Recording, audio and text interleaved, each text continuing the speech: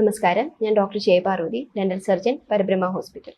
ഇന്ന് പറയാൻ പോകുന്നത് ഡ്രൈ സോക്കറ്റ് അഥവാ ആൽവിയോളർ ഓസ്റ്റിയേറ്റിസിനെ പറ്റിയാണ്. പ്രധാനമായിട്ടും അണപ്പല്ലിൻ്റെ എക്സ്ട്രാക്ഷൻ്റെ സമയത്താണ് ഇത് വരുന്നത്.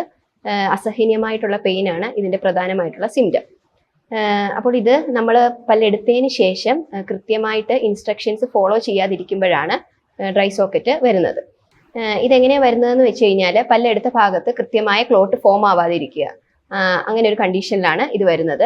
അതേപോലെ പല്ലെടുത്ത സോക്കറ്റ് എല്ലിൻ്റെ ഭാഗവും നമ്മളുടെ വായിലെ ഉമിനീര് ഫുഡുമായിട്ട് കോണ്ടാക്ട് ചെയ്തിട്ട് ഇത് ഹീൽ ആവാതിരിക്കുക, താമസിക്കുന്നു.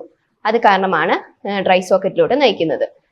ഇത് എങ്ങനെയൊക്കെയാണ് ഇത് കണ്ടിന്യൂസ് ആയിട്ട് തുപ്പുന്നത് കാരണം, അതായത് പല്ലെടുത്തതിന് ശേഷം കണ്ടിന്യൂസ് ആയിട്ട് വായിൽ ഉമിനീര് തുപ്പിക്കൊണ്ടിരിക്കുന്നത്, അതുപോലെ തന്നെ ഫുഡ് ഡെബ്രീസ് അക്യൂമുലേറ്റ് ആയിട്ട് ഇരിക്കുന്നത്, അതേപോലെ സ്മോക്കിങ്, ആൽക്കഹോൾ എന്നീ ഹാബിറ്റ് നിർത്തണമെന്ന് പറഞ്ഞിട്ട് അത് കണ്ടിന്യൂ ചെയ്യുന്നാൽ ഒക്കെയാണ് ഇത് ഉണ്ടാവുന്നത്.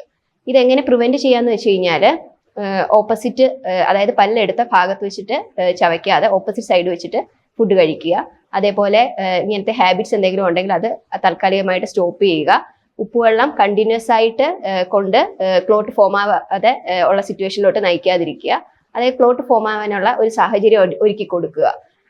ആവശ്യത്തിന് മാത്രം വായിൽ ഉപ്പുവെള്ളം കൊള്ളുക എന്നിവയൊക്കെയാണ് നമുക്ക് ചെയ്യാൻ കഴിയുന്നത്. അതുപോലെ നല്ല രീതിയിൽ ഓർ ഹൈജീന് മെയിൻറ്റെയിൻ ചെയ്യുക. ഫുഡ് ഡെബ്രീസ് അക്യൂമുലേറ്റ് ആവാതെ അവിടെ ഒന്ന് ക്ലീൻ ആയിട്ട് ശ്രദ്ധിക്കുക. ഇനിയിപ്പോൾ ഇത് വന്നു കഴിഞ്ഞാൽ എന്തൊക്കെയാണ് ചെയ്യേണ്ടതെന്നാണ് പറയുന്നത്. നിങ്ങളുടെ ഡോക്ടറിനെ കൺസൾട്ട് ചെയ്യുക.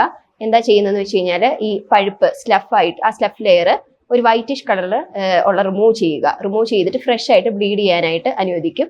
അതിനുശേഷം ഈ ഭാഗം ഒന്ന് ക്ലീൻ ആയിട്ട് ഇറിഗേറ്റ് ചെയ്യും. സലൈൻ ഇറിഗേഷൻ നടത്തിയതിന് ശേഷം മരുന്ന് കൂട്ടി വെച്ചിട്ട് സീൽ ചെയ്യുകയാണ് ചെയ്യുന്നത്. ഇതുപോലെയുള്ള ടിപ്സിന് വേണ്ടിയിട്ട് പരബ്രഹ്മ ഹോസ്പിറ്റലിൻ്റെ ഈ പേജ് ഫോളോ ചെയ്യുക.